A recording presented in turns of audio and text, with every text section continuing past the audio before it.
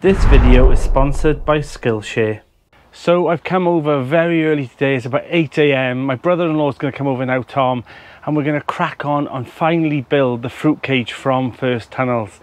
So I'm hoping now that we can get that up and just another job ticked off. And I brought over a pile of boxes as well today as well, because I've got some new raised beds and a load of bulbs as well, but they're for another day. So let's get the fruit cage built.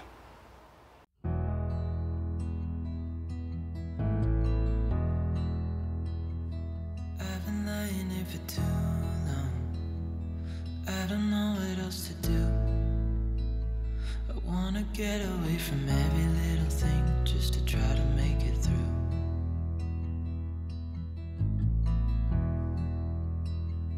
I've been thinking about my options, every detail in my head, but it doesn't really matter, nothing matters, so I cry instead.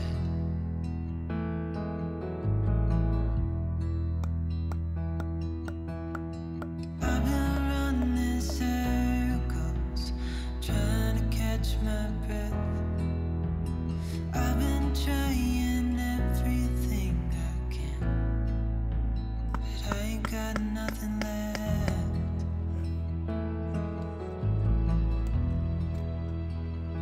I've been staring at the ceiling, I've been staying up all night. Everything I ever worked for vanished in the blink of an eye.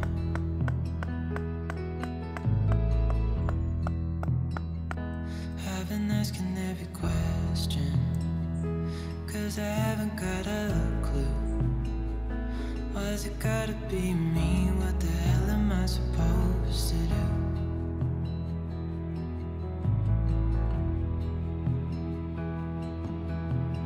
I've been running circles, trying to catch my breath. I've been trying everything I can, but I ain't got nothing left.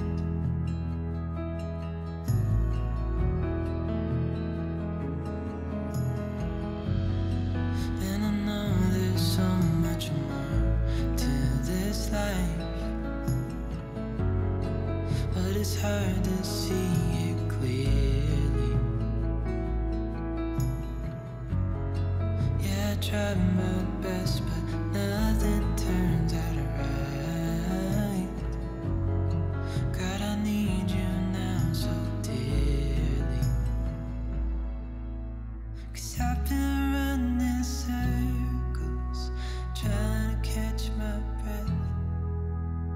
I've been trying everything I can, but I ain't got nothing left.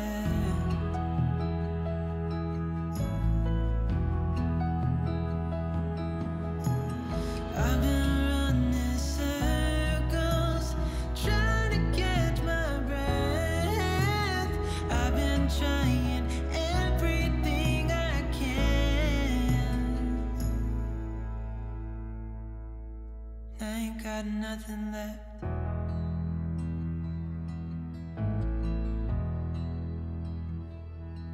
Nothing left. Nothing left. So I've been using Skillshare now for about 6 months, and they contacted me coincidentally and said, you know, would you like to try Skillshare? And I said, I've already got an account. I think it's fantastic. It's really been helping me with my channel by showing me how to use the editing skills and the software and how to create better videos, and also my DIY skills. And there's plenty of, you know, classes on there that can really help it. But I'm gonna head back over now to my study where I do the lives, and I'll talk about it a little bit more. So I'm back in the study where I normally do the lives, the editing, my uni work, and I've had quite a few comments in the last couple of months about starting channels, starting a gardening YouTube channel, but the things that are holding them back is the editing and the thumbnails. You know, they don't know how to be creative, they're not very good on computers. Well, this is what I use, and this is how I've improved my skills. So Skillshare is the largest online learning community for creatives with thousands of classes led by the industry experts across film, illustration, design, freelance, productivity and more. Skillshare can help you take your career, skills, hobbies, passions or side hustles to the next level. So I've wanted to increase my editing skills for ages, and I also wanted to create catchier, better thumbnails for the videos. Now I use Canva, and there's plenty of classes on Skillshare to show you everything you need to know to make the best thumbnail. But I also use it as well to try and improve my editing skills with videos and trying to add better graphics and how I can change camera angles and lighting. And it's absolutely increased my skill set by tenfold. So I'm really pleased that I can use it for that. And there's also like DIY on there, home interiors. There's loads and loads. Honestly, there is thousands of classes in countless categories to choose from on Skillshare. So it's not really got like a teachy sort of vibe to it. It's got more of a learn by doing experience. So they'll show you how to do it, and then you can then replicate that. So I found it so easy to navigate by literally just typing in the search bar at the top the classes or the skills, or even a particular teacher that you like as well. Like I really like a lady called Lisa Larson Kelly. She really explains things really well, and they're really down-to-earth teachers as well. So I've really enjoyed that, using it. And my Canva skills, I must say, I personally think that my thumbnails are getting a little bit better, and definitely my video editing skills. And there's even a pile of gardening ones on you as well. Now I've started brushing up on things like what to do in autumn and what to do in winter as well, because as much as I've learned all the skills that I've already gained so far, there's always plenty more for you to learn as well. So I found it really helpful that they've got all these gardening by the month on this one. There's plenty of classes on gardening as well. So if you want to go and take a look at those. Now, the first 500 people to sign up with Skillshare using the code I've put in the description, they will get the first month free premium as well. Take a look at Skillshare. I'll put a link in the description. And like I said, the first 500 people to sign up will get the first month for free. Now I'm going to finish off the thumbnail ready for my video that's being released, and then I'm going to head back to the plot because there's plenty more to do. So it's built. Now there is a few things I want to tweak up with it as well, you know, and tighten. I've run out of cable ties.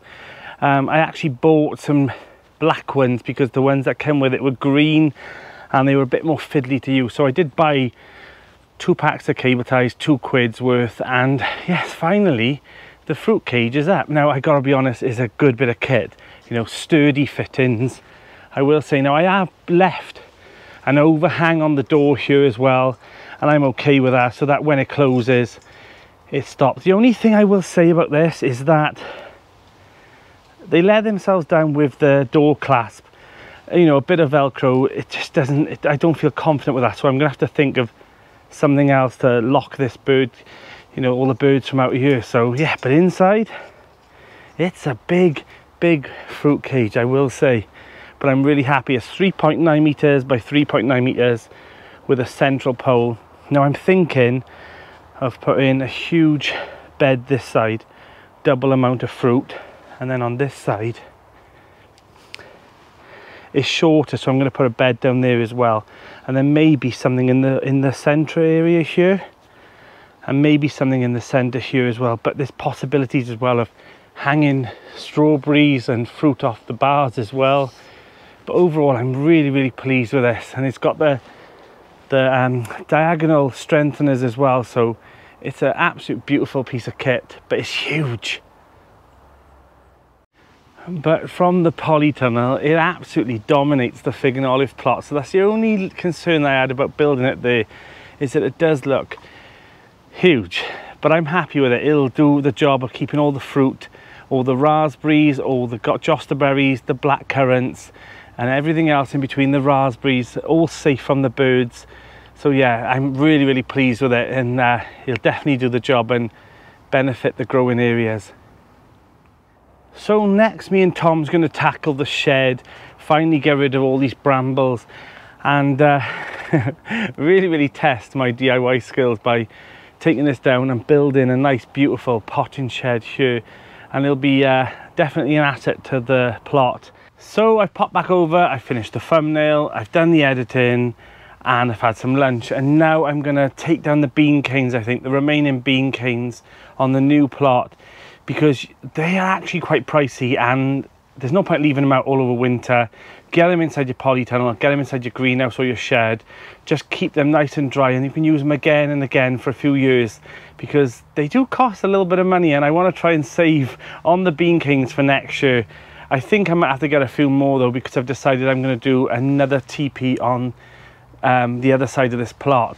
So let's get them down. Let's try and get a bit of order on the plot.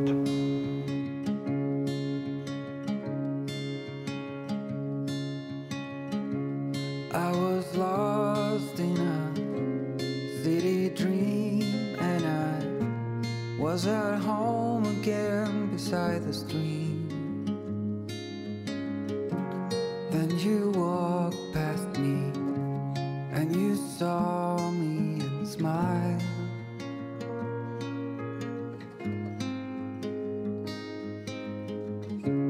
I will never forget the first time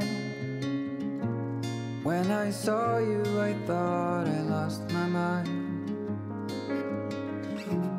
Blue and faded was blown away and left behind.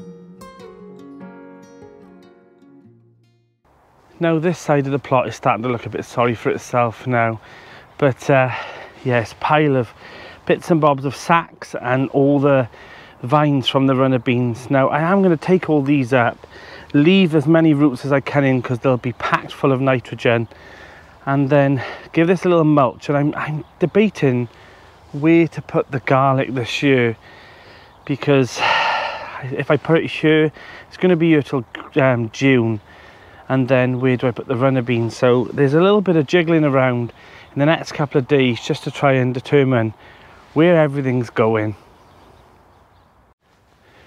So like I mentioned, I'm not really happy with this bit of Velcro to try and keep the fruit cage closed, because I think after a bit of time with the wind blowing on it, it might open up. So I've ordered some new clasps for here, one for the top, one for the bottom. And now, I mean, one of the next jobs is to bark all this out. Now it's fairly level in here. I mean, I am holding back on the bark a minute until I decide what fruit's going in there and where it's going to go. Now I do want to put some raspberries in here, black currants, blueberries, red currants, white currants, you name it, I want to put in here. So there are a few things that I want to sit down with a pen and pad and actually make a good plan of where everything's going, because I don't want to rush it and then have to pull them back up and all. So they are all going into dormancy now, and if I need to then buy new plants as well to fill in the gaps, then I'll do so. But yeah, I'm happy with it so far, but I've noticed one thing. So see these 3 mounds here? Yeah, they're new, so Mr. Mole is back. So there is plenty to do on here, and definitely need to do a bit of autumn planning before I start putting things out. So if you are thinking about moving your fruit trees or your fruit bushes, once the leaves start dropping off, give it a week or 2 more, and then they'll be in dormancy and they'll be ready to be moved. Don't decide to move them in spring and summer, because that's when they're in full production. So now's the time really to start planning on, if you're going to move your trees and your bushes, get it done. It's starting to rain, so yes, I'm glad the polytunnel's up, because I've now got somewhere that I can bunker down and hide from the weather that's obviously going to happen now in autumn and winter especially. So there's plenty to plant out. I'm aching to put this into the bed, but I want to do a good planting on next week's video and prepare this last bed here, finish the staging, and yeah, it should be a good plant out. But yeah, I'm really excited now, really excited to get it all in and then watch those caterpillars try and eat all my crops. So other things I've got planned for the channel, for the plots, is that I'm thinking about doing maybe a podcast at some point as well. Maybe me and Linda will do that. We have talked about it, whether or not, you know, while we're sat down having our coffees, and we're talking about plants and things anyway. So it could be something that we might be looking into for spring. And also I've got a pile of raised beds to build, metal ones, some wooden ones. I want an outdoor potting area as well. That's one of my dreams to have, is that somewhere where I can film showing you how to pot things on and sow seeds, and it's outdoors in spring. That's my plan. It's okay to have it in here, but you know, it'd be nice to have the camera pointing directly on it and having good lighting. And also the new shed. Now the new shed is definitely on its way now. I think me and my brother-in-law Tom is going to come back down again. We're going to clear that area, lay the foundations ready for it, and then I can just build it then. And I've got some pretty good designs that I want to show you. So I'm thinking about having like a sort of like a stained glass window style window on the one side, which is huge, and on the front then all single tiny small pane windows, and an area where we sit on it and watch out onto the plot. And yeah, there's loads plans for the plot, and a nice little garden area at the back here as well, so I could just get out into the shade, even do some potting on there, or just stay out the sun a little bit on the back of the polytunnel. And I'm glad really that I've got that area now, because it kind of gives me a bit of privacy, because I've always felt like the fig and olive plot was all open. And yeah, so having that tunnel now and having that bit around the corner there, it's actually worked out beneficial for me to have a bit of privacy. So I'm also trying to figure out a way of having the stage in so that it can be taken off, which I've done before on my other polytunnel, and I loved it that I could take off one piece of staging at a time. But it's the storing of it afterwards. I'd rather it have a use, you know, I'd rather have a use rather than in spring and autumn and winter I'm using it here, but in the summer it's taken out and then I've got nowhere to put it. It's chucked outside on the side of the fence. So I'd rather have it a purpose for it, you know. And I'm trying to think of a way where perhaps they could be shelves on a shelving unit somewhere outside, like an outdoor shelving, and maybe keep all the pots on and things then. So if you've got any ideas of how I can use the staging or store it, I'm thinking about putting it up on top of the polytunnel in the rafters, but then I don't want it to dampen some of the light. And I don't want it to fold up onto the side of the polytunnel for the same reason. The other side, maybe I could do that, but I'm going to have six staging units, and they're all 5 foot long staging unit pieces. So yeah, I need to try and figure out a way of what I can do with them and use them in a beneficial way. So I've placed them across the staging legs for now, give them a couple of days to dry out, and then I'd probably bundle them up into 10s and put them into the rafters of the polytunnel as well, just to continue to stay dry. And they should do good there until spring. I'm Danny, and this is Grow Up.